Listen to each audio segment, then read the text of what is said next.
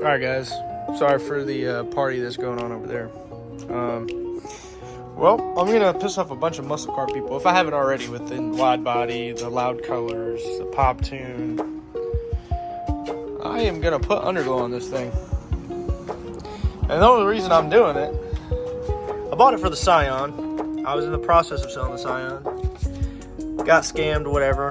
Got a lawyer trying to figure that out. But I bought this for $40 off of Amazon. And honestly, it doesn't look bad. So, I'm all alone this time. But we're going to throw this on there and see how it looks. I mean, for 40 bucks, if it looks terrible, rip it off. Whatever. So that's what we're doing today.